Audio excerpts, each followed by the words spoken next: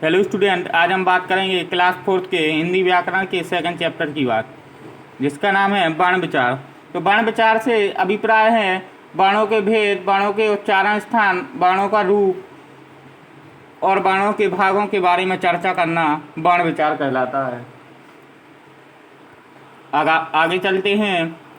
तो इस चित्र में देख सकते हैं आप कि एक लड़की है जो अपनी माँ से कह रही है मम्मी भूख लगी है। तो जो एक अपना सार्थक अर्थ प्रकट कर रहा है या पूरा अर्थ प्रकट कर रहा है। तो इस बात की जो रचना है अलग अलग वर्णों से मिलकर हुई है।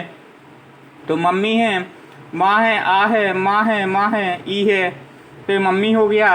भा है, ऊ है, खा है, आ है, ला है, आ है, गा है। तो इनमें हलंत लगा है, तो ये सब वर्ण आधे आधे हैं। तो पूरा हो गया मम्मी भूख लगी है। आप देख सकते हैं कि अलग अलग ध्वनियों के मेल से मम्मी भूख लगी शब्दों का निर्माण हुआ। ये सब छोटी ध्वनियाँ हैं जिनके खंड नहीं किए जा सकते। जिस चिन्ह के द्वारा इन्हें लिखा जाता है वह वर्ण कहलाता है। तो भाषा की वह सबसे छोटी इकाई जिसके या भाषा की वह सबसे छोटी ध्वनि जिसके खंड नहीं किए जा सकते वर्ण कहलाती है। अब है वर्णों के भेद। तो वर्णों के दो भेद होते हैं। पहला होता है स्वर, दूसरा होता है व्यंजन। तो स्वर क्या कहलाता है? तो जो वर्ण स्वतंत्र रूप से बोले जाते हैं उन्हें स्वर कहा जाता है, या ऐसा भी कह सकते हैं जिन वर्णों के उच्चारण में किसी की सहायता ना लेने पड़े वो स्वर कहलाते हैं। या ऐसे भी कह सकते हैं कि जिन वर्णों को बोलने पर मुंह से सांस बिना रुकावट के निकलती है उन्हें स्वर कहते हैं। हिंदी वर्णमाला में स्वरों की संख्या 11 होती है और हमने पहले ही बता दिया इन वर्णों का उच्चारण स्वतंत्र होता है। अब है स्वर के भेद। तो देखो, आप स्वर देख लीजिए। आ है, बड़ा आ है, ई है, ऊ है, बड़ा ऊ है, ऋ है, ए है, आई है, ओ है, औ है। अब है स्वर के भेद। स्वर के मुख्य रूप से दो भेद होते हैं। पहला ह्रस्व स्वर, दूसरा दीर्घ स्वर होता है। तो स्वर के ये भेद हैं। अब ह्रस्व स्वर क्या होता है? जिन वर्णों के उच्चारण का मतलब होता है बोलने में कम समय लगता है वे ह्रस्व स्वर कहलाते हैं। इनकी संख्या 4 होती है। आ, ई, ऊ, ऋ। अब है दीर्घ स्वर।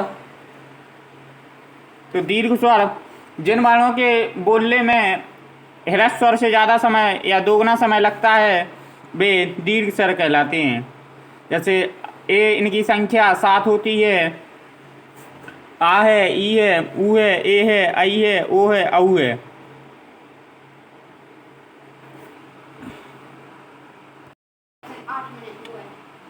अब बात करते हैं अयोगवाय की।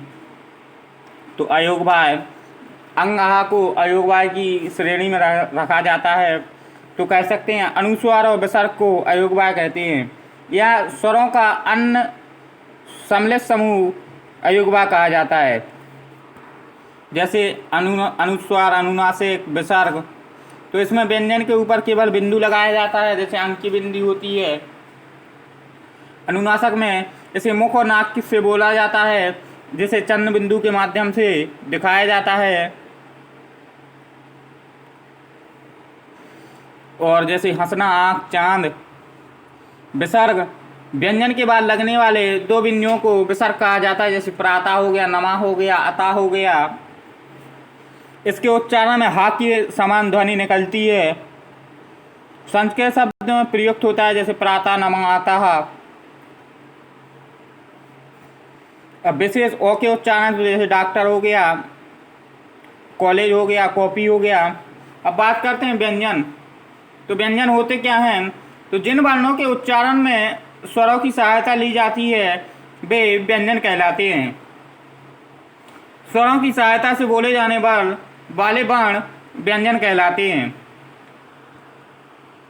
अब व्यंजन के मुख्य रूप से 3 भेद होते हैं। पहला होता है स्पर्श व्यंजन, दूसरा होता है अंतस्थ व्यंजन, तीसरा होता है ऊष्म व्यंजन। अब स्पर्श व्यंजन की बात करें तो जिन व्यंजनों के उच्चारण में वायु मुख के सभी अवयवों को या सभी भागों को स्पर्श करती हुई निकलती है उसे स्पर्श व्यंजन कहते हैं। बिंदु वाला ढा और ढा जैसे पढ़ना और पढ़ना मिलाकर इनकी संख्या 27 होती है। इनमें का वर्ग से लेकर पा वर्ग तक के अक्षर 25 होते हैं। 5 वर्गों में बांटा गया है इन्हें।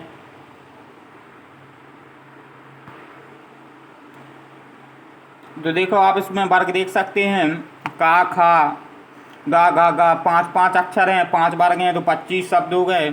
और डा और ढा अतिरिक्त व्यंजन इसके वर्ग में आते हैं, जैसे पकड़ हो गया, सड़क हो गया, बूढ़ा हो गया। तो एक आपको प्रयोग करके भी बता दिया इसमें। अब है अंतस्थ व्यंजन। तो जिन वर्णों के उच्चारण में स्वर और व्यंजन के मध्य का समय लगता है उन्हें अंतस्थ व्यंजन कहते हैं। इनकी संख्या 4 होती है। या रा लावा ये 4 व्यंजन होते हैं, अंतस्थ व्यंजन के अंतर्गत आते हैं। ऊष्म व्यंजन, तो ऊष्म व्यंजन का मतलब होता है कि संघर्ष या ऊष्म रगड़ उत्पन्न करना। तो जिन वर्णों के उच्चारण में वायु मुख के सभी भागों से रगड़ खा के निकलती है उसे ऊष्म व्यंजन, या मुख में गर्मी पैदा करती है उसे ऊष्म व्यंजन या संघर्षी व्यंजन कहते हैं। ऐसा भी कह सकते हैं कि जिन वर्णों के उच्चारण में हमें संघर्ष करना पड़ता है उन्हें संघर्षी व्यंजन कहते हैं। इनकी संख्या 4 होती है। सा सा सा हा। अगला है स्वरों का व्यंजन में प्रयोग। तो स्वरों का व्यंजन में प्रयोग का मतलब है क्योंकि व्यंजन बिना स्वरों की सहायता से नहीं बोले जा सकते। अब है आ की कोई मात्रा नहीं होती है और अन्य स्वर हैं तो वे व्यंजन के साथ प्रयोग होते हैं। जैसे बड़ा आ की मात्रा तो का कान हो गया, ई की मात्रा किरण हो गया, की मात्रा कील हो गया, ऊ की मात्रा कुनबा हो गया, और कू की मात्रा कुवड़ हो गया, वर की मात्रा जैसे कृषक हो गया, ए की मात्रा केला, आई की मात्रा कैदी, को की मात्रा कोरा हो गया। तो ये व्यंजन के साथ प्रयोग दिखाया गया है स्वर की मात्राओं का प्रयोग दिखाया गया है इसमें। अब व्यंजन का एक और पार्ट होता है जो संयुक्त व्यंजन कहलाता है। अब संयुक्त व्यंजन तो वे होते हैं, तो 2 व्यंजनों के संयोग से मिलने वाले व्यंजन वो संयुक्त व्यंजन कहते हैं। संयुक्त व्यंजनों की संख्या 4 होती है। जैसे का और सा मिलता है तो छा बनता है, जा और अंगा मिलता है तो ज्ञा बनता है, ता और रा मिलता है तो तुरा बनता है, सा और रा मिलता है तो सरा बनता है। और इसमें पक्ष है, रक्षा है, सक्षम है, ज्ञानी है, संज्ञा है, यज्ञ है, सत्र है, चित्र है, पत्र है, श्रमिक है, श्राप है, विश्राम है।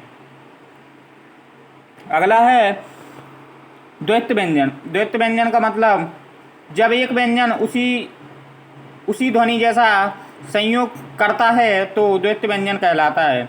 जैसे काव का है, माँ माँ है तो ये टक्कर हो गया, पक्का हो गया। अब अभ्यास की बात करते हैं तो जिनका उच्चारण स्वरों की सहायता से किया जाता है उसे व्यंजन कहते हैं। तो इसका ये व्यंजन सही होगा। अब दूसरा है संयुक्त व्यंजन बनते हैं तो 2 व्यंजनों से।